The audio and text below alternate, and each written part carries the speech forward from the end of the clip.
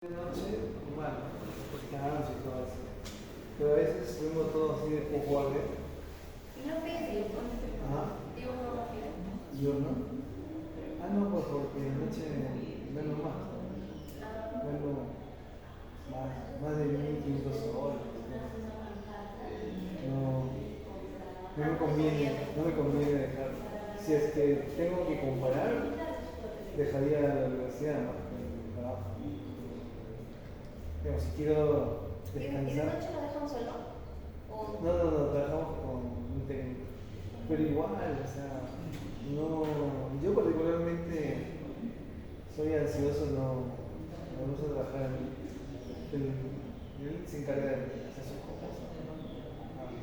Pero igual, o sea, no puedo. Es hasta que se jubile, profesor. Yo me falta 10 años. A los 65 me puedo jubilar. Ah, sí. Yo no voy a trabajar en la universidad tampoco. No sé cómo será, porque qué era la vida, uno nunca sabe qué es lo que te depara. Debería viajar, debería conocer países. Ah, sí, estamos en eso. Estamos coordinando eso. La vida es una, profesor. Eso tienes razón, yo eso sí. ¿De qué vale trabajar si al final uno se va y no tiene recuerdos de familia? Sí, eso sí es verdad, tú tienes completamente toda la razón. Total, dinero se recupera, el tiempo no. Pero tampoco estoy muy matado, pues, ¿no? Puedo caminar todavía.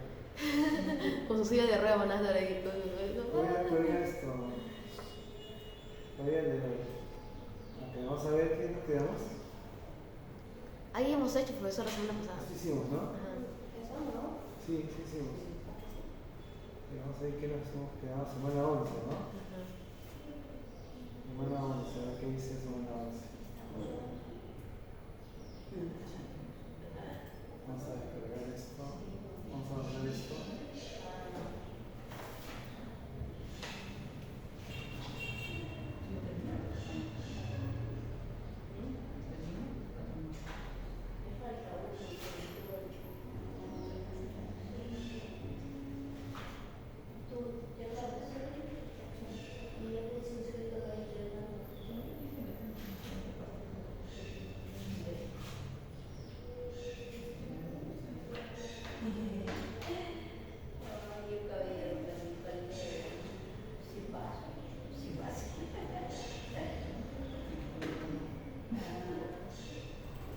Vamos a ver qué nos dice la semana 11.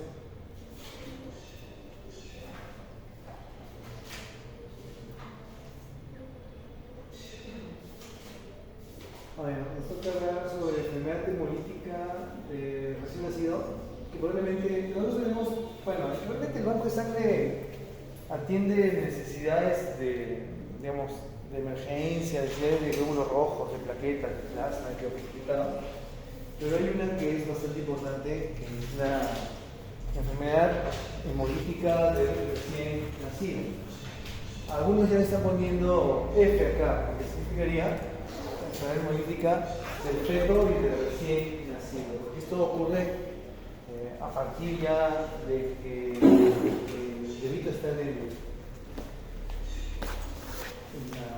está creciendo pues en el útero de la mamá, ¿no? Feto neonatal, se le pone una F más, ¿no? Ustedes de repente van a encontrar EHFRN, es lo mismo, solamente que es una enfermedad hemolítica fetal y recién nacido. Antes era sumamente complicado, ¿eh? Antes se prestaban bastantes casos, pero ha seguido reduciendo en el tiempo porque el manejo clínico ha ido mejorando. Por ejemplo, ¿cuál es una de las grandes mejoras respecto al manejo y la prevención de estas enfermedades? Son las vacunas que le dicen, ¿no? El antirrojo, que son anticuerpos contra las inmunoglobulinas. Los ginecólogos usan eso cuando hay una mujer RH negativo y está en su segundo embarazo o tercer embarazo. Entonces ya, de hecho que ha disminuido, pero igual hay que estar atento, ¿ya? A la aparición de estas enfermedades.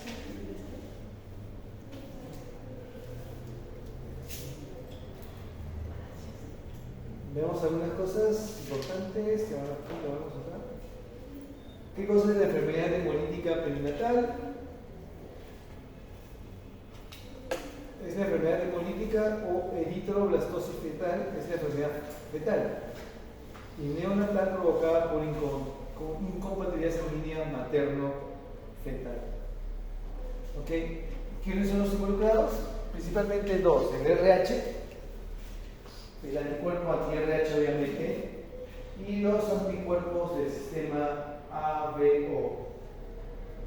¿Son los principales? Eso no significa que otro tipo de sistemas antigénicos y la presencia de anticuerpos frente a esos antígenos también estén involucrados. ¿Por qué? Porque si hay inmunoglobulina G, ellos son los que pasan la barrera placental. Toda reacción de sensibilización donde esté involucrado la presencia de inmunoglobulina G, de hecho, que va a ocasionar este tipo de patologías.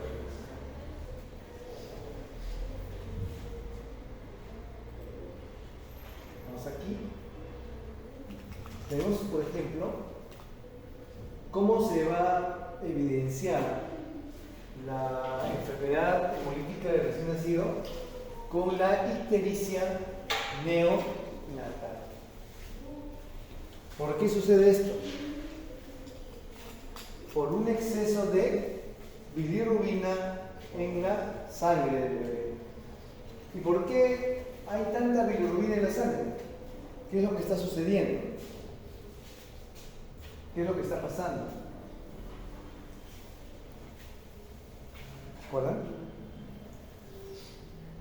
Porque los glóbulos rojos del bebé se están lisando porque los anticuerpos de la mamá han ido a atacarlos.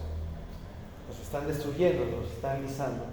Y cuando el glóbulo rojo se lisa, va a liberar todos sus componentes. Y el glóbulo rojo contiene hemoglobina. Y la hemoglobina se va a convertir en bilirrubina. Entonces va a haber un aumento de bilirrubina, y la característica típica de estos pacientitos es que generan ictericia. Vamos a ver un color bastante amarillento en la piel y en las mucosas, y también en la esclerótica, ¿no? En la parte del ojo, la parte blanca está amarilla. Entonces, eso es una característica de la ictericia.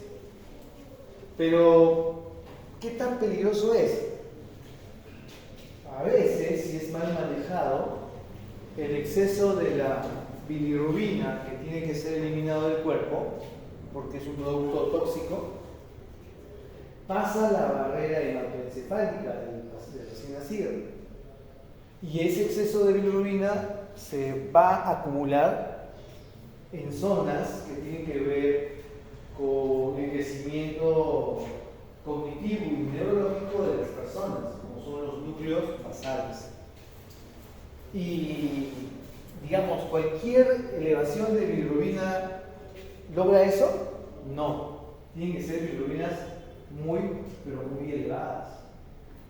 Por ejemplo, que pasen los 15 miligramos por decilitro. Cuando la cantidad de bilirrubina está así en esos valores, va a pasar la barrera hematoencefálica, se va a acumular en los ganglios basales del sistema nervioso central y va a generar una patología llamada Kernicterus. Así se llama la patología, Kernicterus. Eso es cuando la bilirrubina pasa de la sangre al cerebro del recién nacido.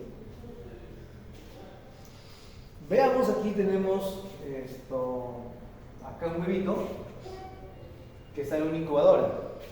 ¿Cuál es el tratamiento inicial y el tratamiento de elección para los pacientitos que presentan ictericia con elevación de la bilirrubina en sangre? La fototerapia. Entonces al bebito lo ponen en su incubadora y acá ponen una luz. ¿Gama? Blanca. No. Blanca no. Amarillo. Tampoco. Cercana al ultravioleta. O sea, más o menos entre 400 nanómetros, entre 390 y 400 nanómetros, que es una luz muy cercana a la ultravioleta. Porque esa luz, esa longitud de onda, ¿qué va a hacer? Va a solubilizar a la bilirrubina, que es insoluble en agua. Y una vez soluble, ya puede ser eliminado pues, por la orina, puede ser eliminado por la bilis, o en fin. La cosa es que ya no le va a causar este daño que se llama kernicterus. ¿Cómo evaluamos en el laboratorio que un paciente, un recién nacido, tiene, digamos, la presencia de estos anticuerpos en la mamá? Por ejemplo, ¿no? Acá tenemos esta prueba, ¿cómo se llama?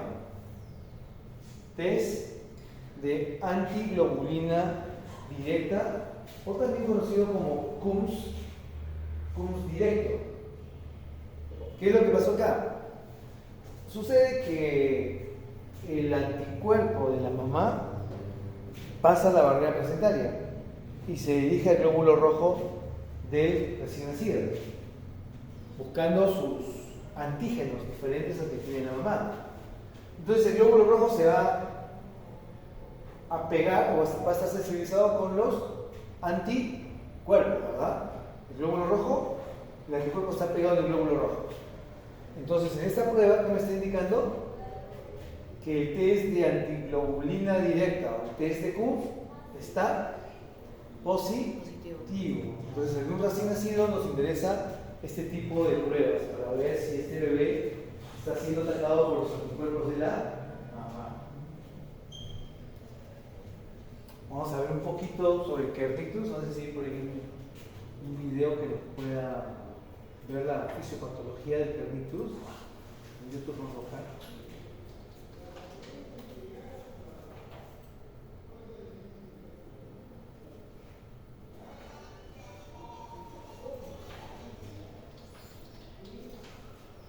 Kernicterus, acá está. Vamos a ver. Aquí está esto chiquito.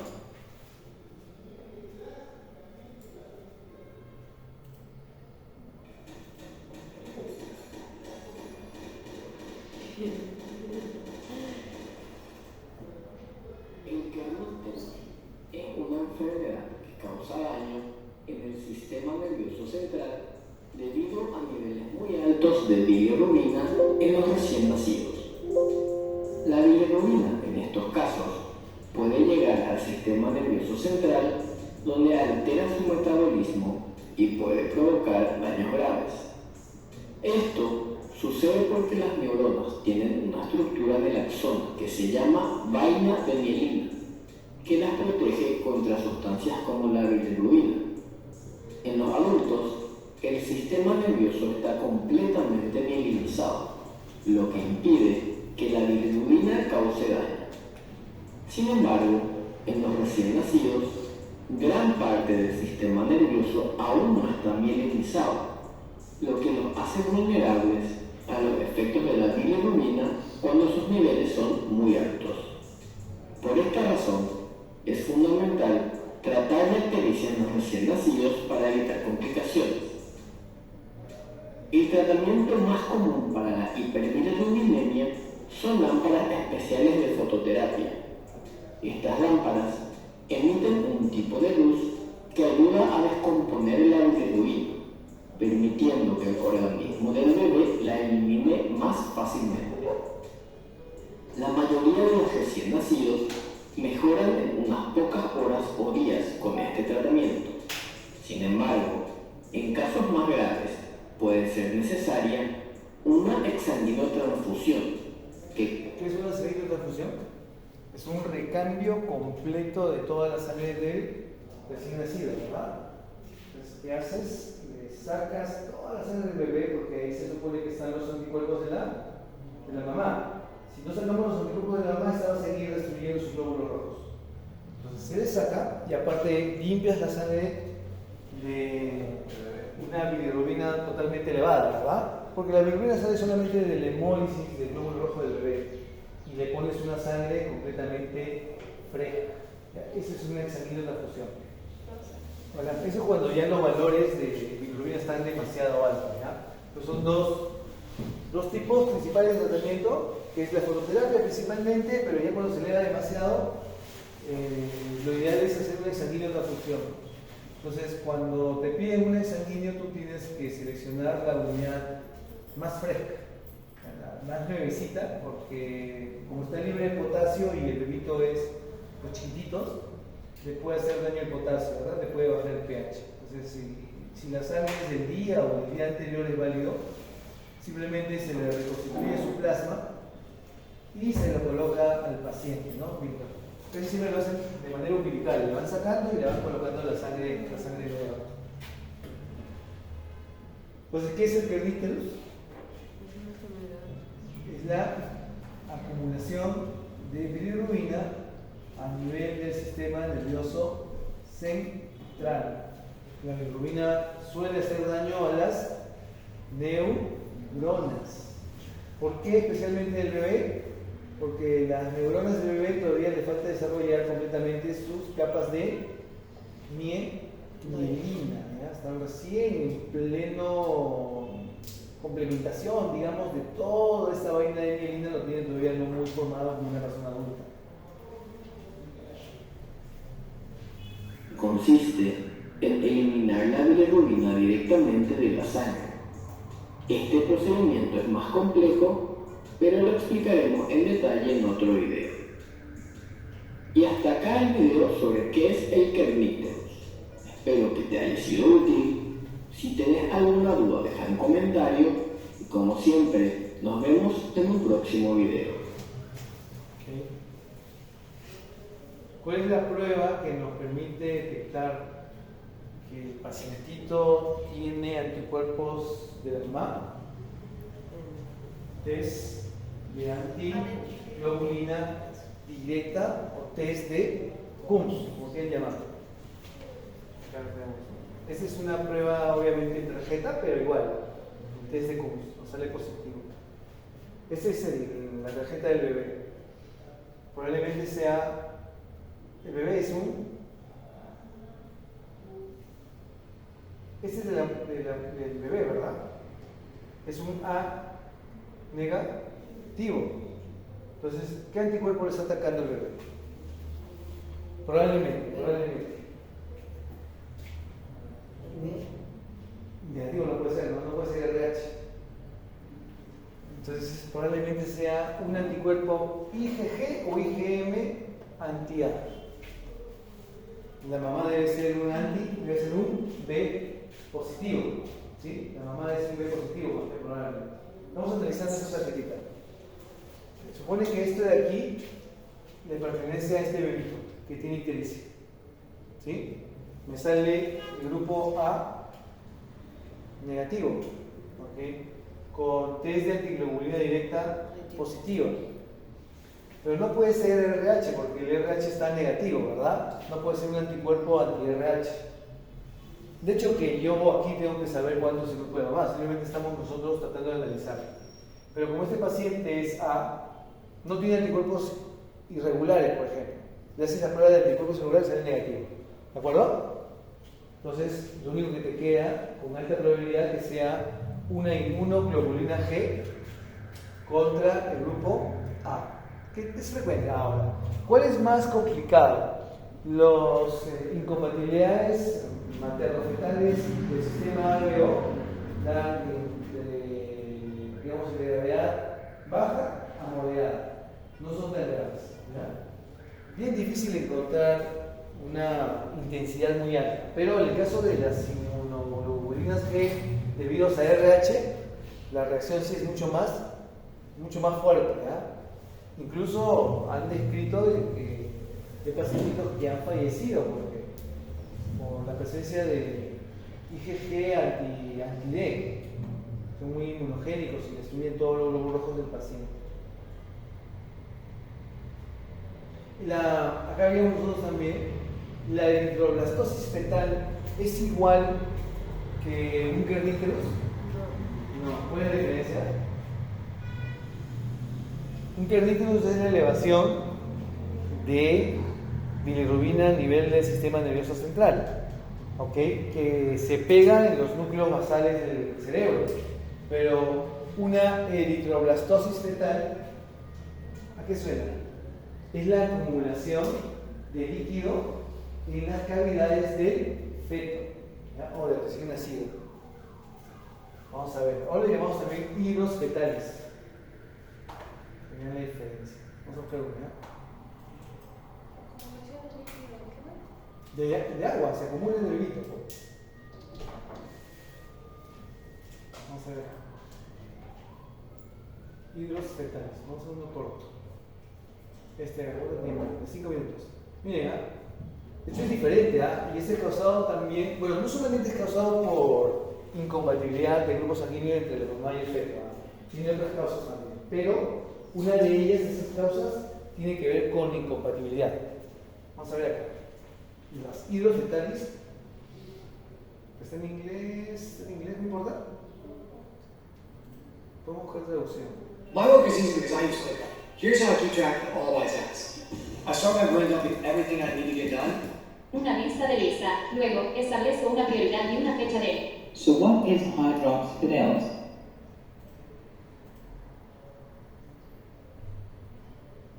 ¿Dónde está la traducción? ¿Tienes traducción? Pero ahí está el texto. Sí, allá. Ya. Hidros fetalis o hidrosis fetal. Ya, hidro viene de agua, ¿verdad? Vamos a ver por qué se llena de agua el bebito cuando nace. If you know anything about medicine, you mean that hydro means water. Fetalis means fetus. This is Latin. Okay, so Hydrops fetalis means a fetus full of water. Entonces, ¿qué significa hidros fetalis? Un feto lleno de agua. Lleno de agua.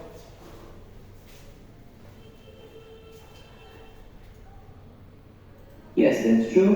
By water, I mean edema. Fine. So we have accumulation of fluid in 2 or more compartments of the fetus. Entonces, ¿qué significa? Que hay un tema de edema.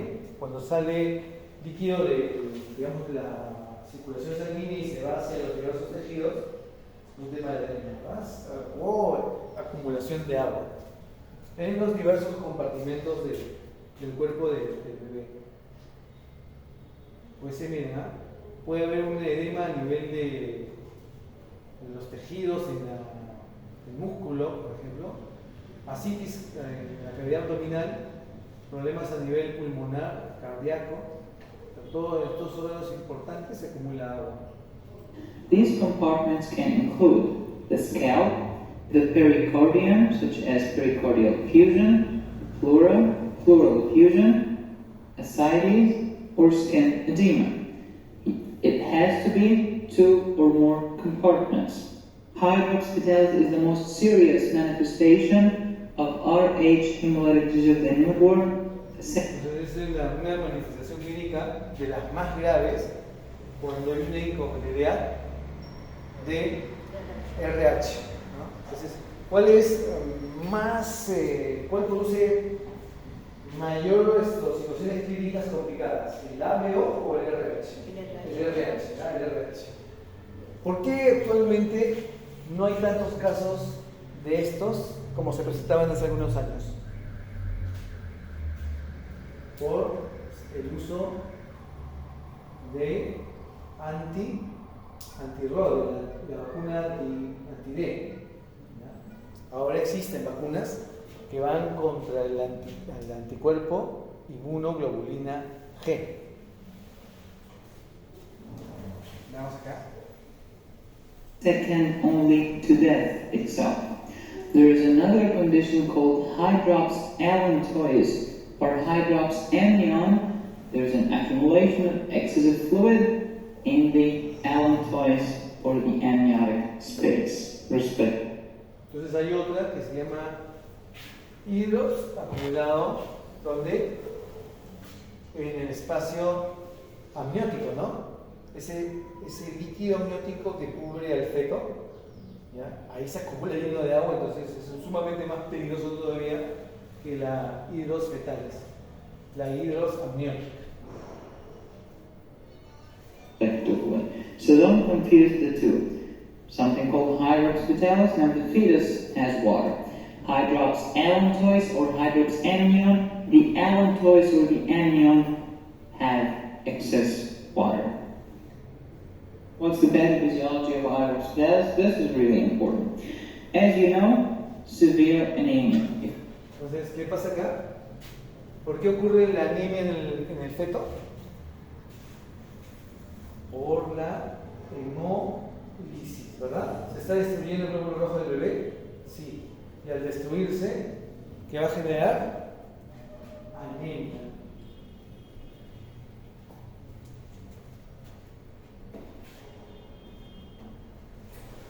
If you recall my video on RH incompatibility, we had severe anemia. Severe anemia leads to hyperdynamic circulation.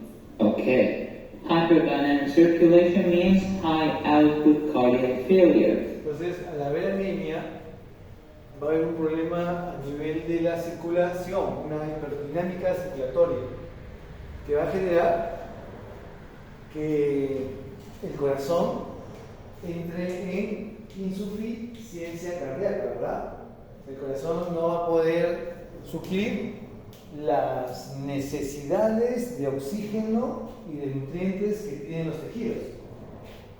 Cuando el cuerpo detecta que está anémico, el corazón tiende a hacer una frecuencia cardíaca mucho mayor.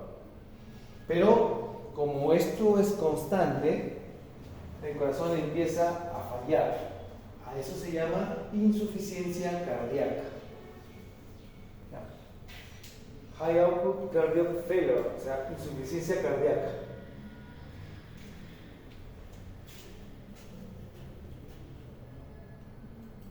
Now you have blood just circulating very quickly. It's called high output cardiac failure or normal ejection fraction heart failure. Okay, which side will fail? The left side of the heart. You have left side heart failure. Entonces empieza a fallar el ventrículo izquierdo del corazón. Y cuando se deja de bombear, ¿qué va a pasar? Va a haber una acumulación de líquido en los pulmones. ¿Qué genera eso? Edema pulmonar, ¿verdad? Como que el corazón ya no tiene la fuerza necesaria para seguir botando sangre al resto del cuerpo. Entonces, como se contrae ya un poco más lento, lo que viene del pulmón, ¿verdad? Se va acumulando en el pulmón. Y como se acumula, ¿qué genera? Edema pulmonar. Entonces ya se acumuló agua en el pulmón. Eso es lo que se conoce como, y ya se está formando hidros fetales. Then you have pulmonary edema, and you also have pulmonary hypertension and vasoconstriction. The pulmonary hypertension will lead to right side heart failure. Right? Entonces, tienes edema pulmonar, hipertensión, ¿de acuerdo? ¿Y qué va a pasar ahora? Si esto fue en el ventrículo izquierdo, ¿ahora quién se va a lesionar? El ventrículo derecho. Y va a haber un aumento de la presión hidrostática venosa. O sea, el corazón ya no tiene la fuerza necesaria. ¿A eso cómo se conoce? Insuficiencia cardíaca. Y cuando esté involucrada esa insuficiencia cardíaca con el pulmón, se conoce como insuficiencia cardíaca congestiva. Y cuando una persona tiene insuficiencia cardíaca congestiva, de hecho que va a ser edema. Entonces ya tenemos el pulmón edematizado, con agua. El corazón insuficiente.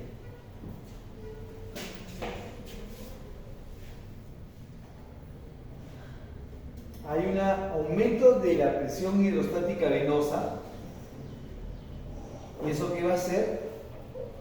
Va a generar que el agua de los vasos sanguíneos de las venas salga a los tejidos. Y uno de esos espacios que vendría a ser la parte abdominal. ¿Sí? Y cuando se acumula agua en la parte abdominal, ¿cómo se llama? Ascitis. Y no solamente eso, sino las piernas se empiezan a hinchar. A eso se conoce como edema periférico. Miren, todo lo que ocasiona una incompatibilidad de RH, sumamente complicado. Esa enfermedad que hay que tratarla antes porque el bebito va a morir. Va a tener un aborto, lo más que seguro. Right-side heart failure lead to venous increased hydrostatic pressure, which will lead to accumulation of fluid, edema, and ascites peripheral rather than pulmonary. Okay, so left side of the heart will lead to pulmonary edema. I'm sorry, this is the heart. Left side of the heart will lead to pulmonary edema. Right side of the heart will lead to peripheral edema. Entonces, miren, cuando el ventrículo izquierdo empieza a funcionar mal, ¿dónde ocurre el edema? En el pulmón. Y cuando el ventrículo derecho deja de funcionar, el edema ocurre ya en casi todo el cuerpo. Un edema periférico y ascitis.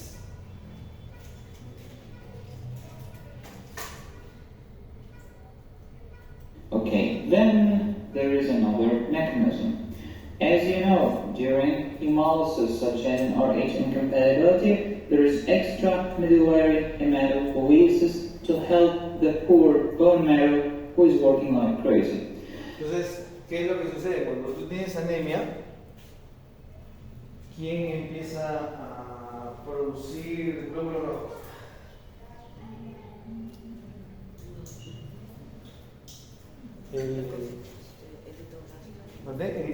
Aparece la eritroblastosis fetal, pero ¿es la médula ósea? Sí. El hígado, no olviden, ¿se acuerdan? ¿Sí? En el fetal es prácticamente el hígado. Entonces, ¿qué vas a hacer? Trabajar el hígado para generar más glóbulos rojos, ¿verdad? Entonces estás generando eritroblastosis fetal. ¿Ya? Eritroblastosis, esa es otra patología relacionada a himnos fetal. ¿Se entiende, no? La fisiopatología. Fíjense lo que ocasiona una incompatibilidad del RH. ¿Y qué produce el hígado? Principalmente albúmina. ¿Sí? Y si el hígado empieza a funcionar mal, deja de producir albúmina. Y una de las características de la albúmina es tener presión oncótica, mantener el agua en los vasos sanguíneos. Si la albúmina baja, no va a poder mantener el líquido en el vaso sanguíneo. El líquido se va a salir del vaso sanguíneo. ¿Se entiende, verdad? Y que va a generar más edema. Entonces el bebito sale todo lleno de agua. Por eso se llama hidros fetalis.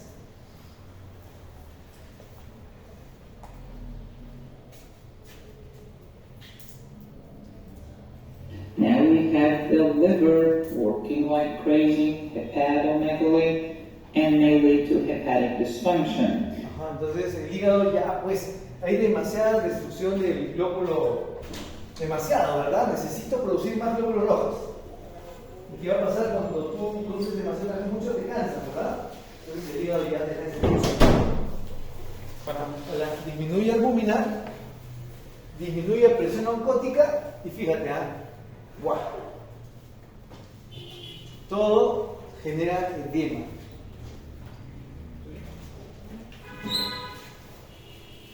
Normally your liver secretes albumin, but a dysfunctional liver secretes less albumin. Less albumin means less oncotic pressure. Again, you have peripheral edema. Okay? Is that clear? This is the pathophysiology of hydrops fetalis. Are the causes of hydrops fetalis? Pero nosotros en banco de sangre hay dos tipos de causas para esto de hidrosis fetales.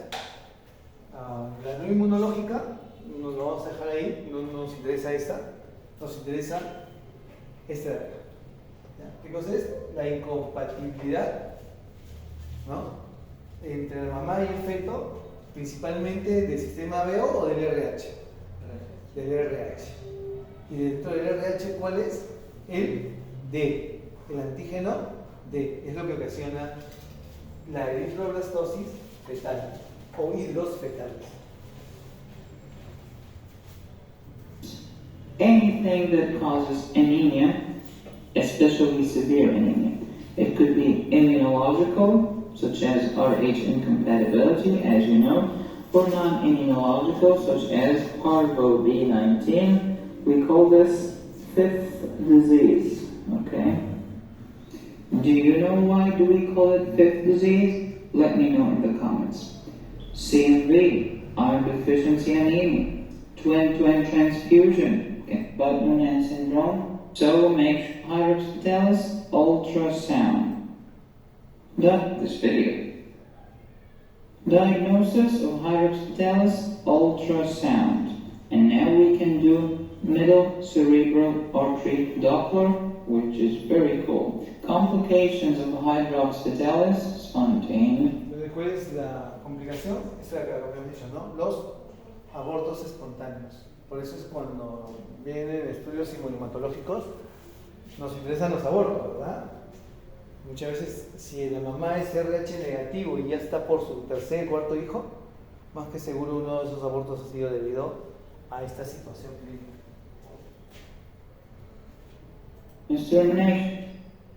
Of course, you know how to treat severe anemia. Entonces, ¿se puede hacer transfusiones sin útero?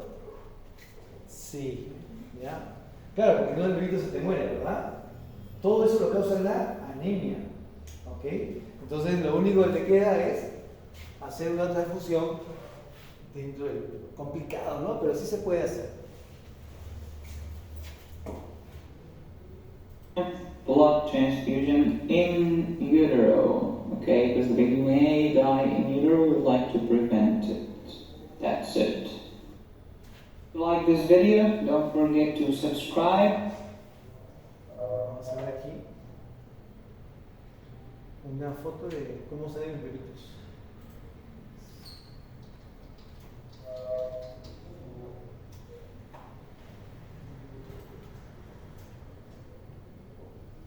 ¿Qué hay en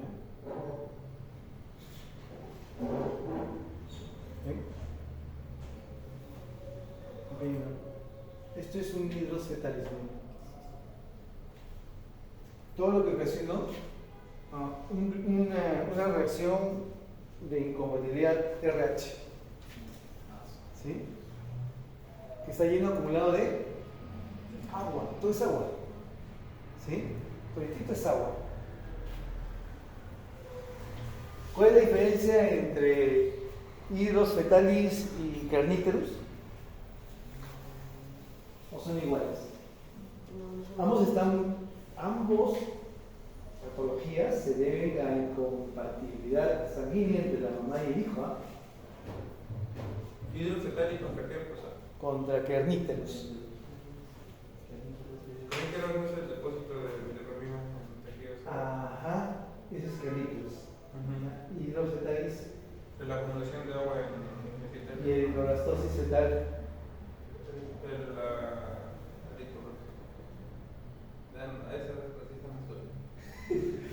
La hidroblastosis fetal se debe a que el hígado, como el del feto, ¿quién produce los glóbulos rojos? El hígado. Entonces, ¿qué va a pasar? Sucede que como el hígado tiene que producir glóbulos rojos frente a la anemia, y va a llegar un momento en que el hígado no va a poder, digamos, producir tanto glóbulos rojos, se vuelve disfuncional. Y como se vuelve disfuncional, deja de cumplir ciertas funciones, como por ejemplo síntesis de proteínas, la albúmina. Y la albúmina, ¿qué característica tiene en la sangre? Genera la presión oncótica. ¿Y qué cosa es la presión oncótica? ¿Anotaron ahí? ¿Qué es la presión oncótica? Que no permite la salida de agua de los vasos sanguíneos. Pero como no hay albúmina, sale el agua, ¿verdad? Y genera edemas. Eso se llama eritroblastosis fetal. Fíjate, son las tres patologías que están relacionadas a la incompatibilidad de un sistema antigénico, nada más, del RH-D. Entonces, el problema de la eritroblastosis fetal va a ser el hecho de que no se va a sintetizar correctamente la albúmina, porque el hígado deja de ser funcional. Ajá. Y encima de que el hígado del bebé ni siquiera está maduro. Claro, todavía es totalmente inmaduro. Entonces le das trabajo, ¿verdad? Cuando le das tanto trabajo ya llega un momento en que se vuelve no funcional. Claro, ya no ver menos abdominales que necesita. Exacto. No se va a contrarrestar esa Exacto, bajo la presión que necesita. gótica. Ah, ya. Ajá. ¿Ya? La presión gótica pues es como una presión negativa, ¿no? La presión gótica, a ver, vamos a ver.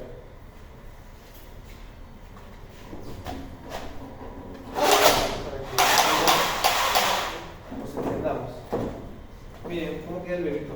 Bueno, el bebé, ¿no? Muchos de ellos no nacen, ¿ah? Entre comillas, ¿no? Porque permiten que no salga, ¿no? Por favor. Estos son sanguíneos, ¿no? Ahí la verdad. No, estos son abortos. Pero si nace y hay tratamiento. Sí, la idea es que depende del grado de intensidad de la reacción inmunológica. ¿Sí? O sea, si, por ejemplo, ¿no? Es una mujer de H provinciana, porque casi siempre ocurre esto en provincias, donde no tiene acceso a la salud, a la atención médica, y es una mujer RH negativa, ¿sí?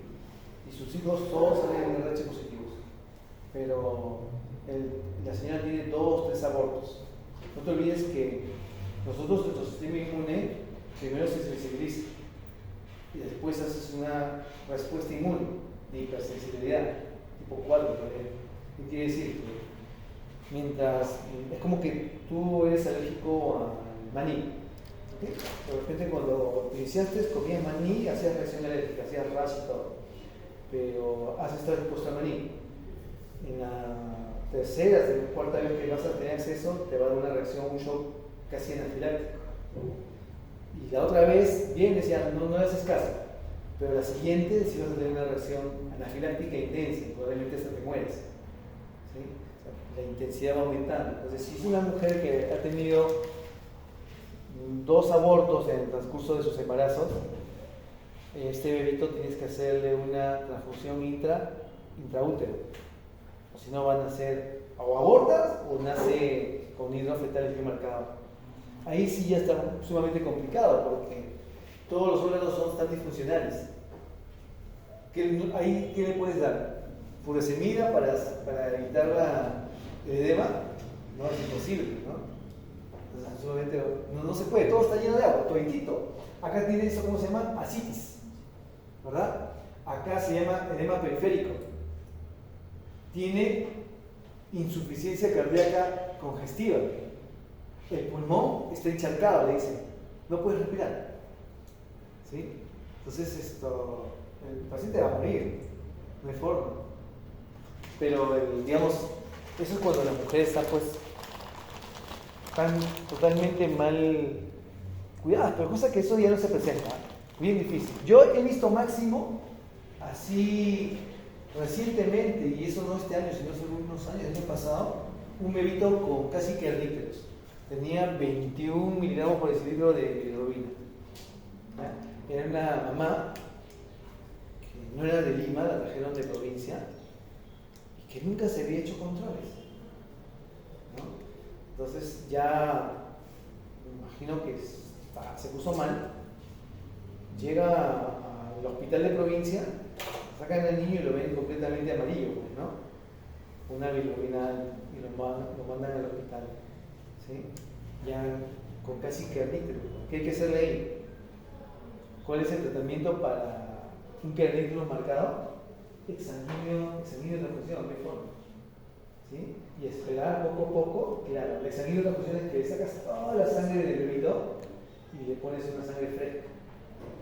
Esperar unas semanas de que el niño empiece a renovar su sangre, ¿verdad? Porque se supone que ya no tienes anticuerpos de la mamá. Y cómo saber qué tan fuerte es la reacción. Tendrías que hacerle un cruising directo a la mamá, ¿verdad? Con un título bastante alto. Y el bebé con un cruce directo pues, de 4 cruces, ¿no? Y los fetales que si no nacen, pues abortan.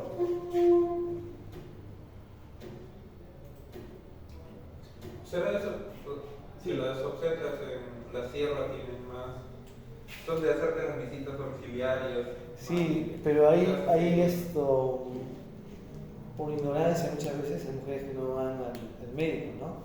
están abortando y no saben por qué. ¿Sí? Entonces no saben que hay una incompatibilidad del grupo sanguíneo.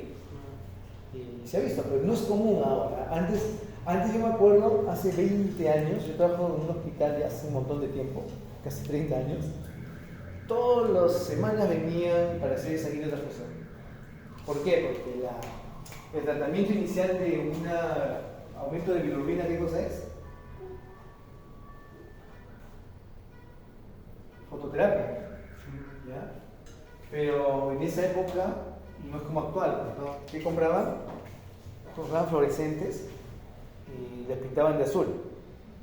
Pero eso no es porque la luz, que eso no, la luz tiene que estar cerca de la ultravioleta, tiene que estar casi en 400 nanómetros. O sea, el foco que tú le pones tiene que emitir esa longitud de onda. ¿Sí? Y desde que compraron esas lámparas especiales para fototerapia, disminuyó los casos de sanguíneo de transfusión, poco a poco. Ahora, hacer una sanguíneo de transfusión es sumamente raro, pues, ¿no? Ahora, si estás en Lima, o sales embarazada, tienes que hacerte controles. Y uno de los controles es saber tu grupo sanguíneo. ¿Sí? ¿Y qué vas a hacer? Te van a hacer RH, ¿verdad? Vas a saber si es negativa. ¿Ok? Si es tu primer embarazo, saber si tu bebé va a salir RH positivo, nada más. Pero, ok, si sale positivo, ¿por qué no mejor ponerte primero la vacuna antirrojo? Entonces, eso ha tenido un impacto en salud pública porque ha disminuido esos casos, ¿no? Una vacuna antirrojo es un anticuerpo que se dirige contra el IgG de la mamá si estuviera presente. Entonces ya no va a hacer reacción. Entonces ya los manejos clínicos han ido mejorando. Entonces nosotros tenemos vaso sanguíneo, ¿ok? Tenemos tejido intersticio. En la sangre hay agua y hay proteínas. El agua genera presión hidrostática. ¿Ya? El plasma genera una presión hidrostática. Esto se llama presión hidrostática. ¿Qué quiere decir? Que el agua trata de salir de su compartimento, donde está. Para más o menos hacerlo un poco sencillo. El agua que está en un compartimento, pues supongamos que esto de acá, ¿no? Acá hay agua. El agua trata de salir de esto de acá. A eso se llama presión. No sale porque acá hay una barrera. Pero si yo le hago un huequito, ¿sale o no sale? ¿Sí? Porque ejerce una presión hidrostática.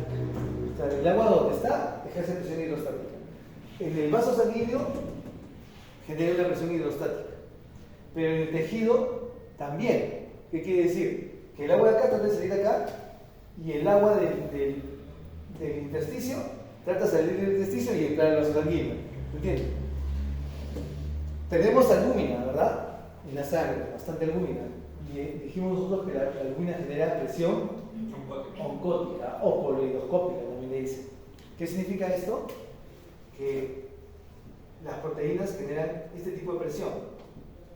En cristiano podemos decir es el que evita que el agua salga. ¿Ya? Para que no salga, nosotros tenemos que tener entre 6 gramos por decilitro de proteínas. Principalmente albúmina, ¿no? 4 o 5 por ahí. Albúmina es la proteína que más está involucrada en la presión oncótica. Entonces, albúmina, si tenemos 6 gramos por decilitro, nada de líquido se va a salir. ¿Se entiende? ¿Sí? ¿Por qué? Porque aquí hay un equilibrio, ¿no? Entonces, ¿pero qué pasaría si tu hígado deja de producir albúmina? Ya no vas a tener 6, sino vas a tener 2 gramos por decilitro. ¿Ok? Entonces, ¿qué va a disminuir acá? ¿La presión oncótica o la presión hidrostática? Oncótica. La presión oncótica.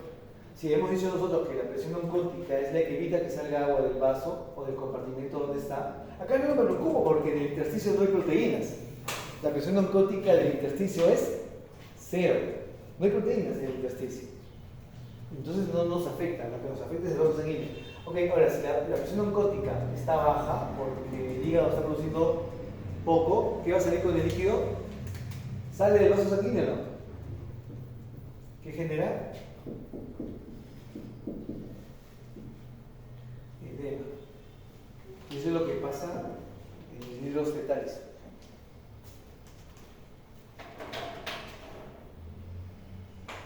entonces tenemos acá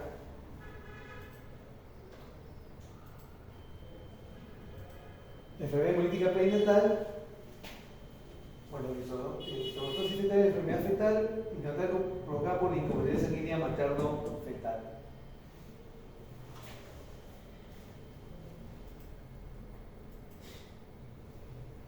Vamos a bajar esto.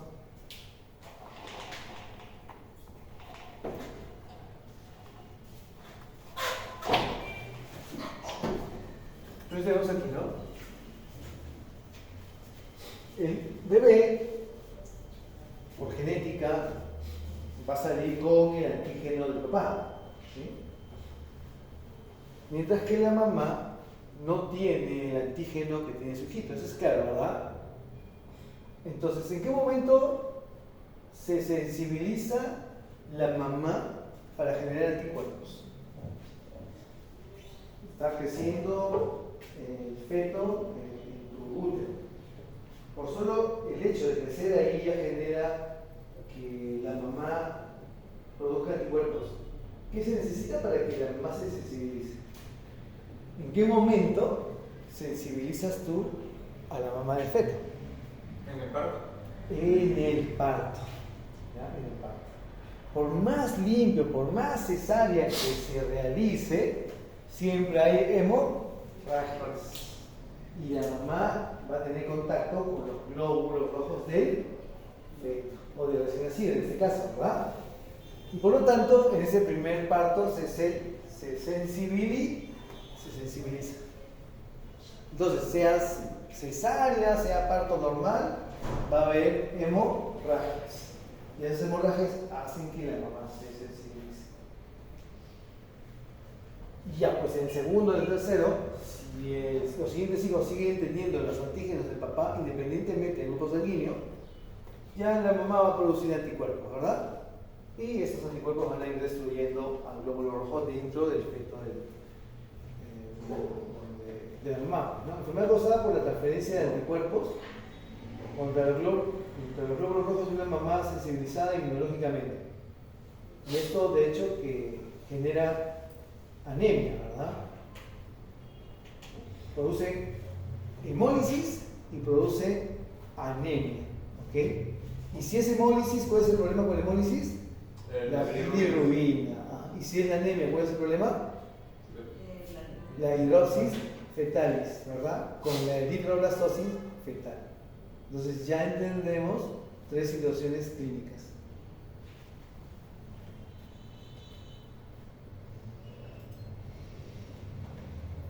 Bueno, causa incompatibilidad de grupos sanguíneos, está clarísimo. Podría ser de hecho que es una aloinmunización, ¿verdad? Debido a un antígeno fetal que la mamá no tiene. Y esto genera el pasaje de los anticuerpos al feto a través de la placenta. Y todas esas situaciones clínicas que vimos se debe a eso.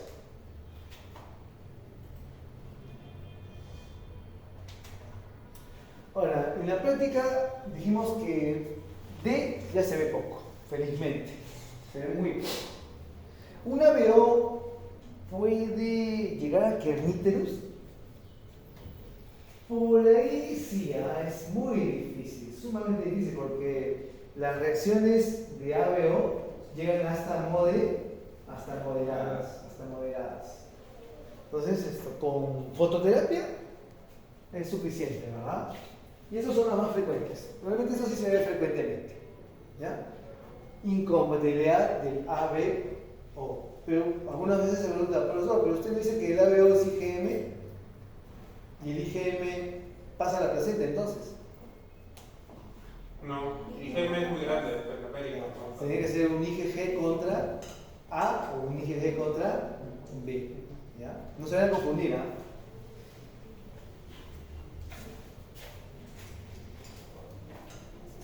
En este caso, en esta situación, en el ABO, lo máximo que puede llegar es a moderar. Ahora, estamos hablando de salud, no estamos hablando de una certeza 100%. En salud no existe lo absoluto, ¿verdad? No es que en alguna situación de repente estás trabajando tú y se presenta un caso grave por un ABO. Es posible, ¿ah? Es posible, pero la probabilidad es bien baja. Entonces, en este caso de ABO, ¿cuál es el tratamiento ideal? Fototerapia. Fototerapia. Y en el caso de hidrocetalis, transfusión intra-UT. Y si no haces eso, el paciente va a morir. Y si la fototerapia no funciona, ¿qué sigue? La exsanguíneo transfusión. A veces los pacientitos, los recién nacidos, se empiezan a convulsionar porque hay demasiada acumulación de bilirrubina en el cerebro, ¿verdad? Entonces, ¿qué le van a dar ahí? Fenitoína. Entonces, porque el paciente empieza a convulsionar. Uno de los tratamientos es la fenitoína, que es un anticonvulsionante, para las convulsiones.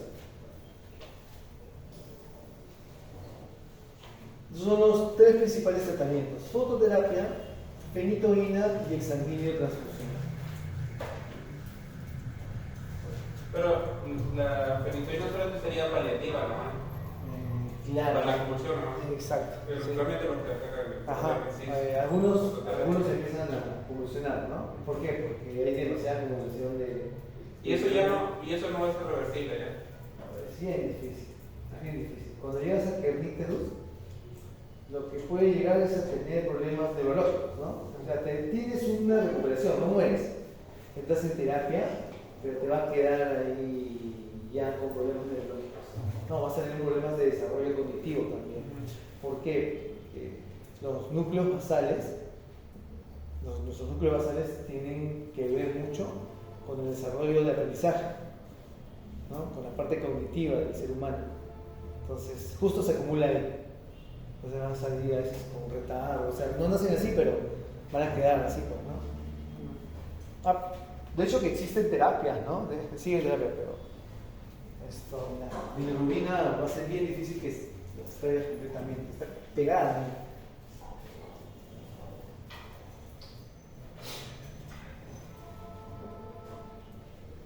Entonces, ¿el problema es en el primer embarazo o en el segundo embarazo?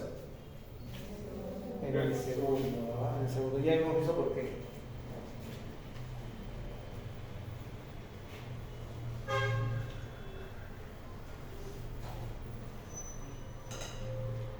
Ya que está la parte que estábamos viendo en el video, ¿verdad? ¿Sí? Entonces tenemos aquí destrucción eritrocitaria, aumento de bilirrubina, kerníterus. ¿Cuánto es el punto de corte que manejan los neonatos para cuando se preocupan que va a desarrollar kerníterus? ¿Hasta cuánto puede no pasar la bilirrubina la barrera hematoencefálica? La barrera hematoencefálica es bien difícil de pasar. Dicen que hay un punto de corte cuando la bilirrubina está más de 20 miligramos por decilitro. Ahí sí entra sí o sí. Y ahí se preocupan, ¿no? Hay que hacer el examen de transfusión. La idea es no esperar que llegue a esos niveles, pues, ¿no? Cuando ya ves que está subiendo 14, 15, 16, y ajustas fototerapia o haces examen de transfusión, una de dos. Todo eso va a generar, pues, una situación de hipoxia. ¿Por qué hipoxia? O hemólisis, ¿verdad? ¿Se entiende? No hay quien transporte oxígeno. Hipoxia. Hipoalbuminemia. ¿Por qué? ¿Esto ocurre dónde? ¿Fuera cuando nace o ya está ocurriendo cuando está en desarrollo? Cuando está en desarrollo. Está en el feto, la decisión está ocurriendo en el feto. Entonces, ¿quién sintetiza o quién forma los glóbulos rojos? El hígado. El hígado, ¿ok? Y el hígado, al formar tantos glóbulos rojos para, digamos, completar el tema de la anemia que está ocurriendo, empieza a no sintetizar albúmina. Entonces hay una hipoalbuminemia, ¿sí? Hipoalbuminemia. Y para complicarnos un poquito más, el pH baja. ¿Por qué el pH baja? Porque hace acidosis el paciente. ¿Por qué hace acidosis? La albúmina creo que contrarrestaba Por hipoxia. Como la célula no tiene oxígeno, ¿qué vía va a elegir? la acidosis. Anaerobiosis. ¿Y qué va a producir? Ácido láctico. Ácido láctico. Y cuando hay ácido láctico, ¿qué hace con el pH? Baja. Pero no hay efecto tampón. Porque la albúmina que nos ayuda a hacer efecto tampón también está baja, ¿verdad? Por eso es que cuando uno hace sanguinotransfusión, nunca puede utilizar una unidad más de 24 horas. ¿Por qué? Porque por más que tú conserves un glóbulo rojo, tengas el mejor protector celular para conservar los glóbulos rojos, el glóbulo rojo, una vez que está fuera de su, digamos, de su depósito natural, empieza a lisarse. Y cuando un glóbulo rojo empieza a lisarse, ¿qué electrolito empieza a liberar? Potasio. ¿Qué hace el potasio? Baja el pH, produce acidosis. Entonces, si tú le pones una sangre de 3 días de obtenida, no estamos hablando de una persona, de un adulto, ¿no? No estamos hablando de una persona adulta, estamos hablando de un bebito que probablemente esté pesando 2 kilos, ¿no? Una cosita así, chiquitita, y eso que estoy exagerando. Entonces le vas a meter una cantidad de potasio que en lugar de salvarle la vida lo vas a matar. Entonces cuando se hace sanguinotransfusión tienes que usar una sangre fresca, lo más fresca posible, ¿ya? No más de 24 horas. ¿Por qué? Por el potasio.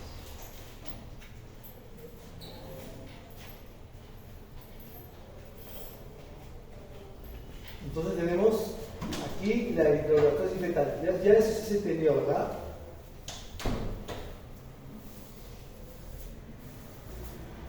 ¿Y por qué a qué se debe el hidrofetalis? Primero, ¿qué ocurre? Para el hidrofetalis, ¿qué es lo primero que ocurre? La hemólisis. La hemólisis está. Claro, eso empieza, ¿verdad? La hemólisis genera anemia. ¿Okay? ¿Qué pasa con su corazoncito de bebé? Empieza a latir más, ¿verdad? ¿Por qué? Porque el tejido está hipoperfundido. Entonces el corazón, al detectar eso, empieza a bombear más. ¿Okay? Pero tanto bombeo lo mismo que sucedió con el hígado, que va a haber insuficiencia del ventrículo izquierdo. ¿Okay? Entonces el corazón ya tiene problemas con el ventrículo izquierdo. Ya poco a poco se va lesionando. Pero como ya empieza a ser insuficiente el ventrículo izquierdo, ¿a quién afecta? ¿Qué órgano afecta? Al pulmón. Entonces el primero que va a ocasionarse el encharcamiento o el edema es a nivel pulmonar. Edema del pulmón. ¿Okay? Y de ahí sigue el ventrículo derecho. ¿Okay? Entonces como el ventrículo derecho también por efecto del ventrículo izquierdo se va volviendo insuficiente, el agua que llega al ventrículo derecho, ¿verdad?, que recoge todo el cuerpo, también va a ser afectada. Entonces el agua va a acumularse en todo el resto del cuerpo, ¿sí? Generando edema, por ejemplo, periférico, a nivel de las piernas, y edema a nivel de la cavidad abdominal, que se llama ascitis. Entonces el bebé sale pues pura agua. ¿Ya? Entonces este de acá dice que ocasiona hidrofetalis, la insuficiencia cardíaca. ¿Sí? ¿Alguna pregunta hasta ahí? ¿Tienen hambre? A eso sí ya no lo puedo solucionar. Entonces, toda enfermedad hemolítica que va a tener hidrosis fetalis y... No, siempre y cuando tengas títulos del cuerpo muy alto, ¿no? Estamos hablando, más que seguro, de un cuarto embarazo, ¿no? Con 2 embarazos previos abortados, ¿sí? Entonces ya, y una mujer RH negativo, ¿sí? Entonces, ¿qué vas a pedir? Una ecografía Doppler, por ejemplo, ¿no? Y en la ecografía Doppler se ve pues todas las cavidades llenas de agua. Y ya, pues ya tienes el diagnóstico. El neonatólogo lo que va a hacer, si tienes la tecnología, te vas a hacer una transfusión sanguínea intraútero, ¿no? Y así lo salvas, el bebito. Entonces tenemos aquí, obviamente, anemia, ictericia, pero muchos bebitos nacen amarillos, ¿no? ¿Por qué? ¿Qué es lo que pasa ahí? ¿Están con incompatibilidad ABO? No. Porque el hígado está inmaduro. ¿Y qué hace el hígado? A la bilirrubina, ¿qué le hace? Metaboliza. Ya. Pero eso también, ¿cómo se llama el proceso bioquímico? La solubiliza, la glucuroniza. O sea, le mete un ácido glucurónico, 1 o 2, ¿para qué? Para solubilizarlo. Y la bilirrubina sale por la bilis. Por la bilis, claro. La bilis y después se la hace. Ajá, exacto. Por eso las heces son marrones. Exacto. Ajá, sí. Por la estercobilina, ¿verdad? Que se convierte por las bacterias ahí. La bilirrubina. Es la bilirrubina directa que le dicen, ¿no?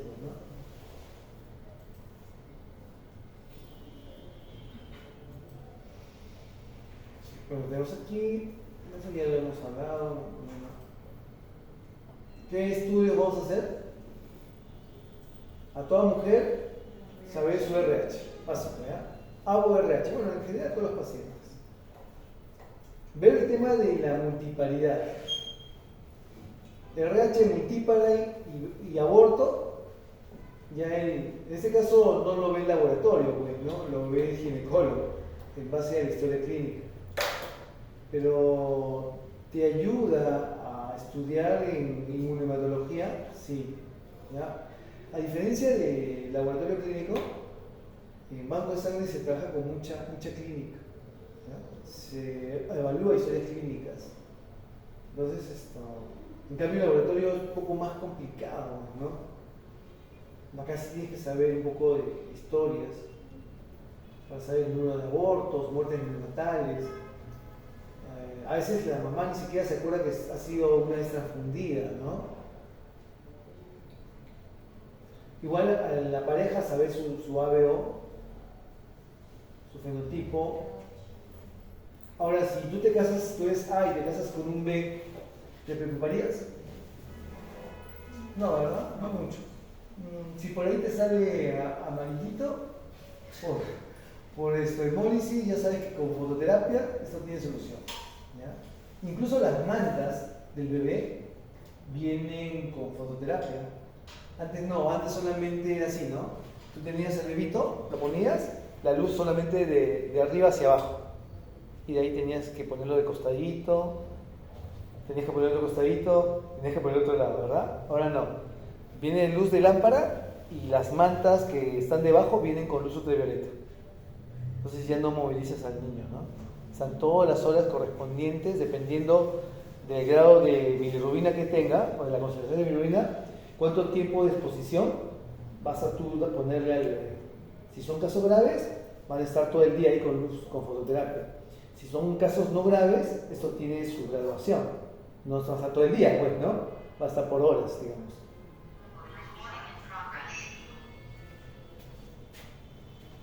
Bueno, ¿y qué? Los grupos importantes que generan enfermedad hemolítica recién nacido, incompatibilidad potencial, si somos grupos diferentes, ¿no? Si es RH negativo, ¿alguien es RH negativo acá, chicas? Entonces no. Si son negativos, traten de casarse con un RH negativo, ¿no? Pero igual, existe vacuna, ¿ya? No se preocupen. Si son negativos, existe vacuna, o sea, no va a pasar nada.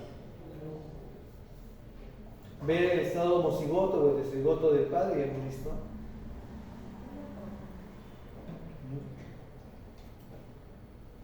en el embarazo mismo, determinación de antígeno G, por ejemplo, mujer O, hombre A, aquí ¿qué sería? Incompatibilidad. ¿Qué tipo de incompatibilidades? Este de aquí son los antígenos del RH y este es K. ¿Ya? Y le haces el estudio y te sale así, ¿no? La mujer O, el hombre A, los fenotipos RH y K son iguales, ¿ok? La incompatibilidad sería AO, ¿verdad? AO. ¿Sí se entiende, no? Porque los antígenos RH y el K son igualitos entre el esposo y el esposo. Es imposible, pues, ¿no? Entonces aquí. Y también hacer estudios de anticuerpos seculares, pues.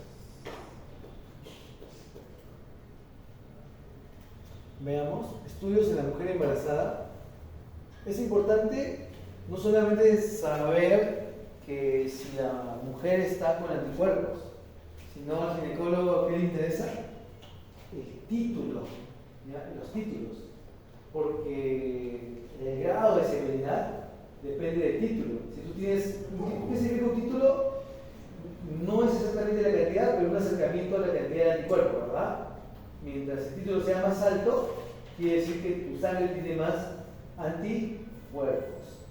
Entonces, ya en estado de embarazo, nosotros necesitamos saber cuál es el título de la paciente. Se hace más o menos entre las 18 semanas de gestación. Obviamente que esto se hace principalmente en mujeres RH, ¿no? Si es negativo, se puede repetir entre las 28 y 32. Y si es positivo, el anticuerpo irregular, con un título mediano, digamos, ¿saben más o menos cómo se calcula un título de anticuerpos? Se hacen diluciones seriadas. Primero te tiene que salir el curso indirecto positivo, ¿sí? Y una vez que te sale el curso indirecto positivo, tienes que hacer títulos, o sea, hacer diluciones seriadas. Así como para el RP. El CIFI, para la detección de CIFI, ¿verdad? Igualito, ¿sí? Por ejemplo, ¿no? Vamos a ver. Sí, haces seriadas al medio, ¿verdad? Entonces, hasta el título que te dé una reacción.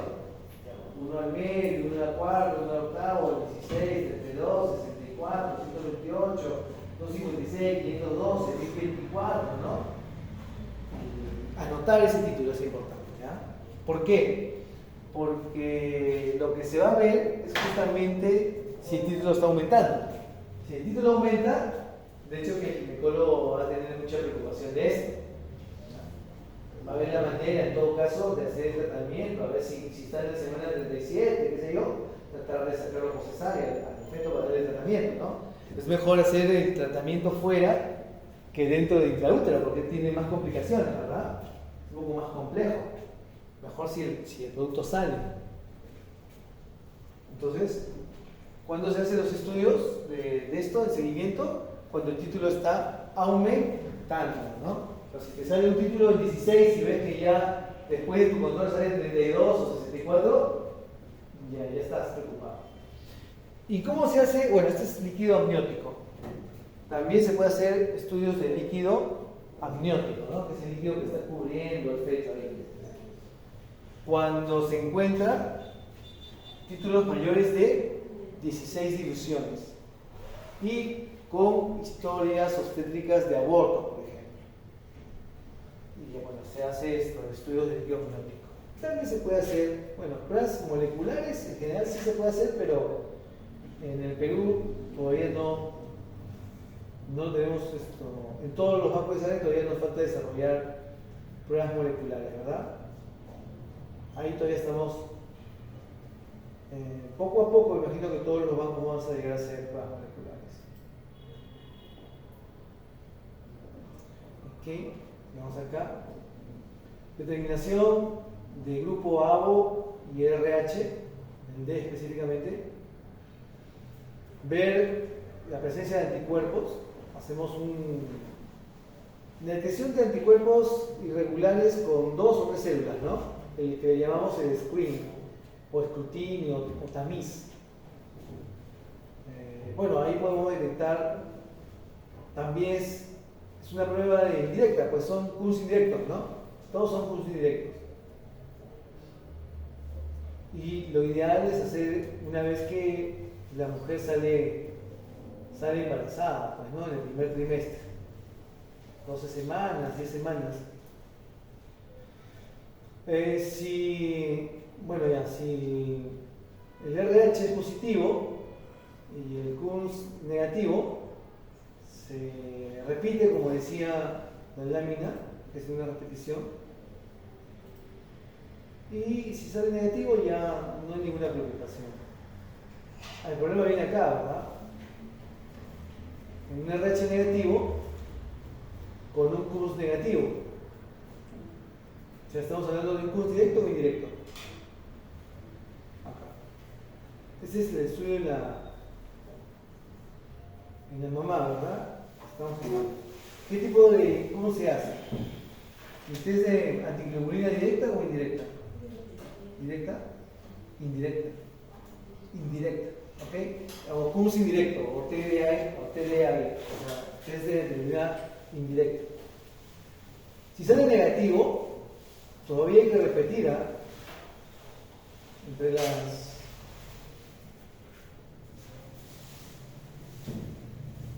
20 y 22 semanas, 28 semanas. Si nos sale Qs positivo, ¿qué hay que hacer? Vacuna, ¿no? Protocolo de gestante sensibilizada. Le ponen nada poner antirrojo. Esa es la vacuna. Y si sale negativo, bueno, por seguridad, de repente, hacer una detección de anti-D con complemento, o en todo caso ponerle vacuna también, por seguridad, o hacer simplemente parto que quede algo sin mayor problema. Ese es el caso negativo. Ahora, si sale positivo, básicamente el RH negativo, hay que especificar el anticuerpo, si es anti-D, qué sé yo, específicamente el anticuerpo, titular el anticuerpo,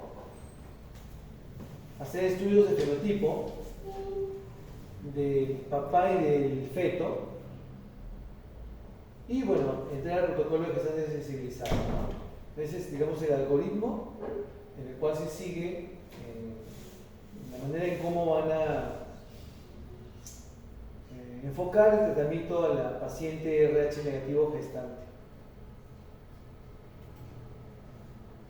Entonces acá tenemos una de las pruebas, que es el test de antiglobulina directa o prueba de Qs directa. Se hace principalmente a los recién nacidos. Estos anticuerpos que están pegados en el glóbulo rojo, estos son los glóbulos rojos del bebé. Estos son los anticuerpos que han pasado la barrera placentaria y que representan a los anticuerpos de la mamá. Están aquí pegados, ¿verdad? O sea, el glóbulo rojo está sensibilizado. ¿Okay? Simplemente usamos el reactivo que se llama un anticuerpo antiglobulina humana para ver si el resultado es positivo o negativo. Si sale positivo, ya pues el glóbulo rojo está sensibilizado. ¿Okay? Entonces el niño está recibiendo los anticuerpos de la mamá.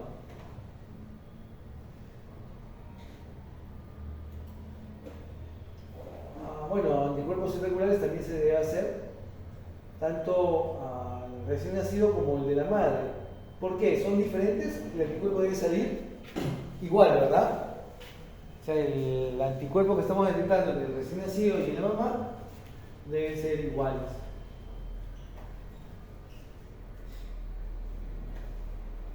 Vemos aquí las principales causas de enfermedad hemolítica fetal del recién nacido. En primer lugar, lo retornamos al sistema ABO. Después al RH.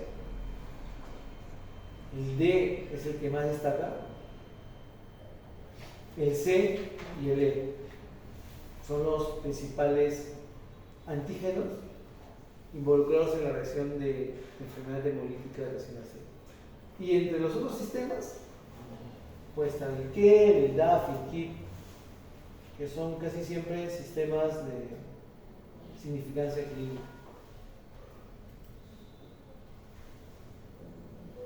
Entonces, en el caso más frecuente, tenemos madre O positivo, feto A, feto B, entonces el mamá va a producir anticuerpos contra A o B.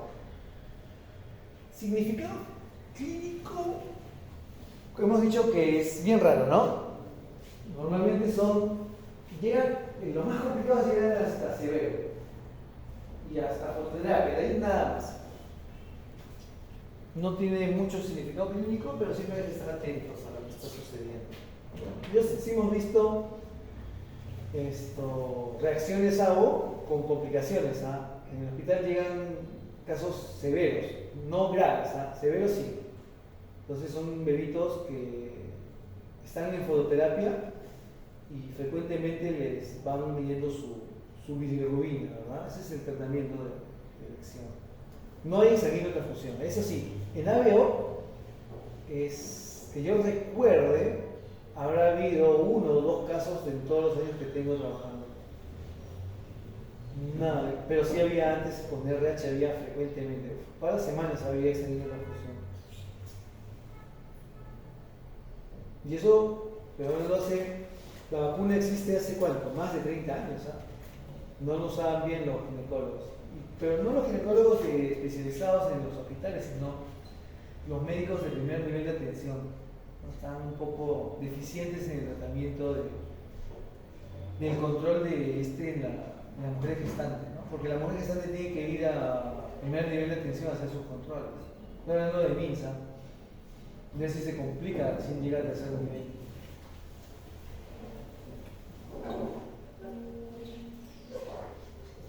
Igual acá, los grupos sanguíneos, y determinar en todo caso el título en la mamá. Los títulos dije que se hacen en el bebé o en la mamá. ¿La mamá? En la mamá, ¿ya? En la mamá, para ver qué tan grave puede ser la situación. Si tengo un título alto, la posibilidad de que esté pasando grandes cantidades de anticuerpos por la placenta es bastante alta.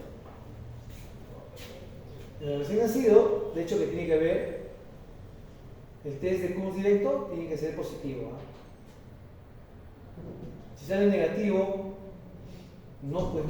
¿cómo podríamos nosotros argumentar que hay una reacción hemolítica debido a un anticuerpo de la mamá? No, ¿verdad? El anticuerpo pasa para pegarse en el glóbulo rojo. Por lo tanto, el test de Cus siempre tiene que salir positivo. Puede ser débil, pero positivo sería cada uno. Vamos a ver. Madre RH no sensibilizada, no pasa la placenta.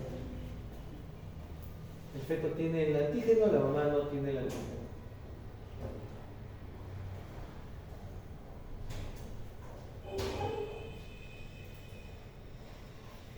La mamá se sensibilizó, entonces la IgG pasa a la placenta y empieza a pegarse a los, obviamente, antígenos, ¿verdad? Por los cuales el anticuerpo ha sido producido.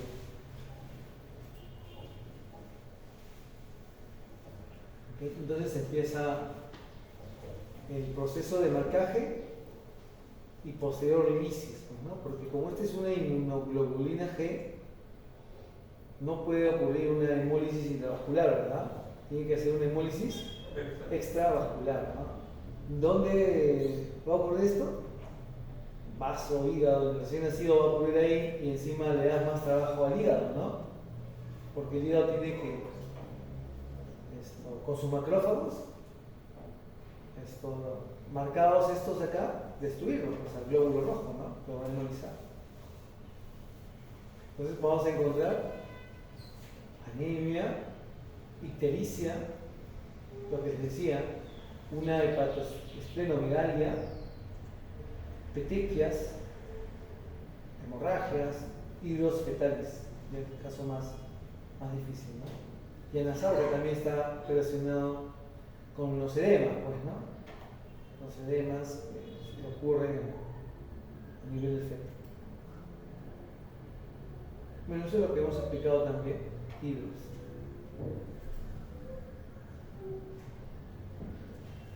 Entonces, algunos datos para considerar la estratificación de la gravedad: leve, moderada, severa. Vemos que la bilirrubina, fíjese, 12 es bastante, 12 es un montón, pero si está menos de 12, estamos hablando de una enfermedad hemolítica leve, con una hemoglobina de cordón de 14 gramos por decilitro. Y en la moderada, la lógica que aquí está mayor que 12, ya presenta crecimiento de hígado y vaso, hay un aumento sostenible de la bilirrubina total, la bilirrubina indirecta, y la más severa debería ser hidros fetales, ¿no? Entonces, todas esas pruebas son las más importantes para esa evaluación de esta enfermedad. Entonces, ya hemos visto nosotros todo este tema, ¿verdad? Ya sabemos por qué ocurre la clínica a través de la fisiopatología, de entender qué es lo que sucede cuando empieza una hemólisis a nivel de recién nacidos.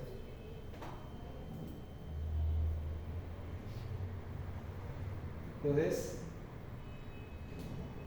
vemos acá cómo va aumentando la bilirrubina cuando se ve que hay una progresión rápida de aumento de bilirrubina en pocas horas. De hecho, que tiene que llamar la atención al médico para pensar que está llevando a un cuadro de kerníterus, ¿no? Y no esperar a que el pacientito llegue a 20 miligramos por decilitro, porque una vez que llega, eso incluso se podría considerar como que un mal tratamiento, ¿no? No darse cuenta de que el niño está progresando con su bilirrubina, y ni siquiera medirle la bilirrubina, porque viéndolo el cambio de color te das cuenta, ¿no? Si es que le haces una revisión clínica. Profesor, en lo anterior no entiendo aumento rápido de bilirrubina, dice 3 miligramos por decir. No entiendo bien. No, o sea, se refiere a que el aumento de la progresión de bilirrubina, ¿sí? Tú ves que la bilirrubina, en este caso el médico, ¿no?, va evaluando porque hay una sospecha o indicios razonables de que el paciente tenga una enfermedad hemolítica recién nacido. Esto va a ir aumentando y la progresión es bastante rápida, ¿ya? O sea, te puede llegar a 6 miligramos, que es bastante alto, en menos de un día. El paciente nace, por X motivos no tiene una bilirrubina alta, pero cuando nace ya empieza como que a hacer la destrucción mayor, y si nosotros vemos que está aumentando en 0.5 miligramos por decilitro cada hora, fíjate acá, ¿no? Quiere decir que este paciente va a ir a kerníterus, es como que una cinética. Claro, pero ahí no son iguales, profesor, porque 3 miligramos por decilitro en 6 horas. Claro, pero el promedio es este, pues. Claro, ese es su promedio. Miligramos por hora. O sea, ese es el aumento. ¿Y ese de ahí 20 miligramos de decilitro en cualquier momento? O sea, digamos que es demasiado rápida la destrucción de los glóbulos rojos y ya pues pasó de 6 a 20, ¿no?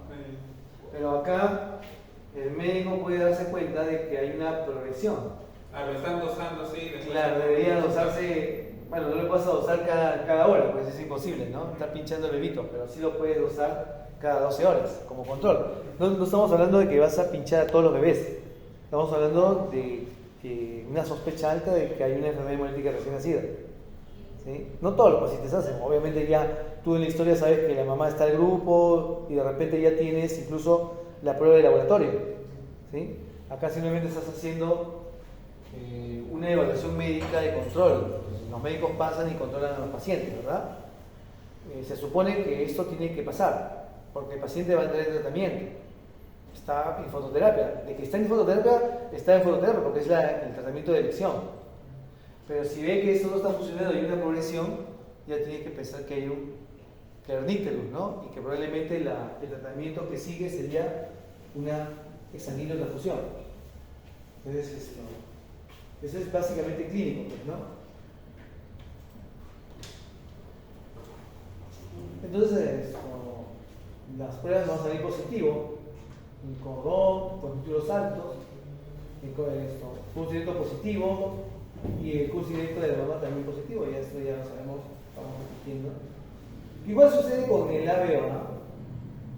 Con el ABO es lo mismo, digamos la misma fisiopatología. Esto ya se sabe. Vamos a evaluar, por ejemplo, reticulocitos, ¿no? ¿Qué quiere decir? Que se está respondiendo frente a la destrucción. ¿Y por qué aparecen los esferocitos?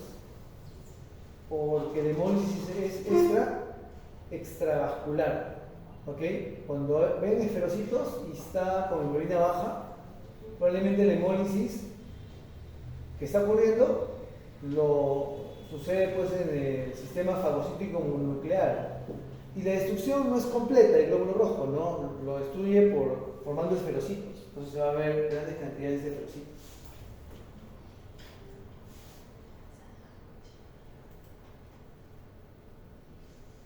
Bueno, hay una comparación entre RH y agua,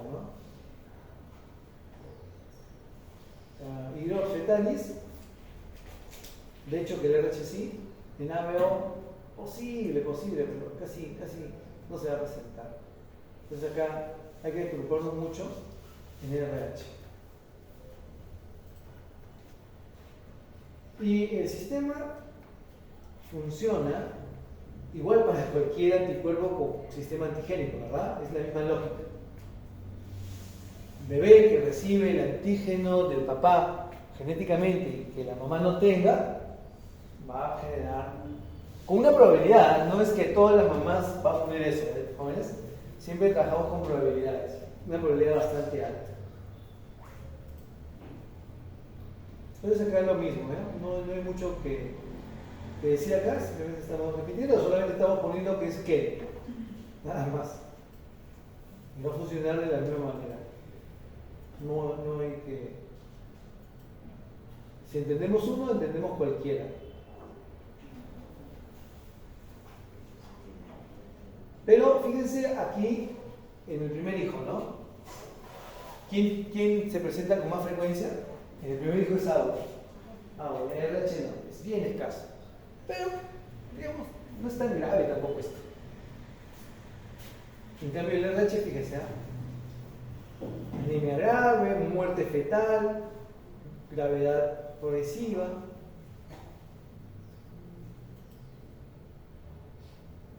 Exsanguinotransfusión, acá probable si es que se complica, a veces no es necesario. Fototerapia con agua suficiente. Ahí queda el tratamiento. Entonces acá tenemos el bebito con la luz fluorescente, ¿no? ¿Qué es lo que sucede? Que la bilirrubina indirecta, que es insoluble en agua, va a ser solubilizada. ¿Cómo? A través de la oxidación. Se oxida, se solubiliza y puede ser eliminado. Acá depende también, dice que se va cambiando cada 3 horas. Y hacer la bilirrubina total en promedio cada 12 horas, pues, ¿no?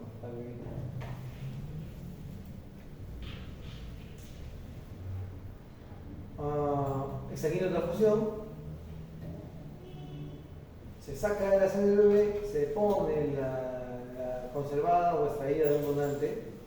Con eso aseguramos la eliminación de anticuerpos y de bilirrubina, ¿no? Entra sangre fresca, corrige la anemia, o sea, es un buen tratamiento, pero es un tratamiento que se espera siempre hasta el final. Hay un aporte de albúmina porque se da plasma fresco, ¿no? Y el plasma fresco está rico en albúmina.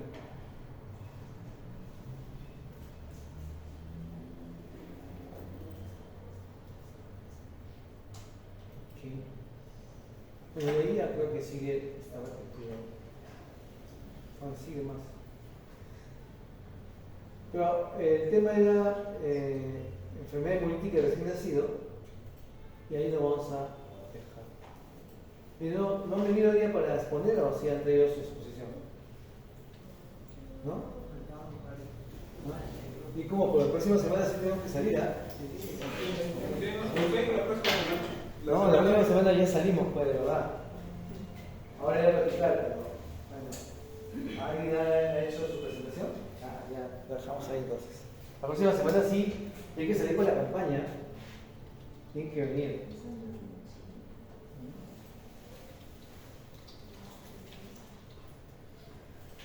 ¿Están preparando algo o cómo están haciendo? ¿Sí? Sí. Okay. ¿Cuánto va a lista la persona? Sí.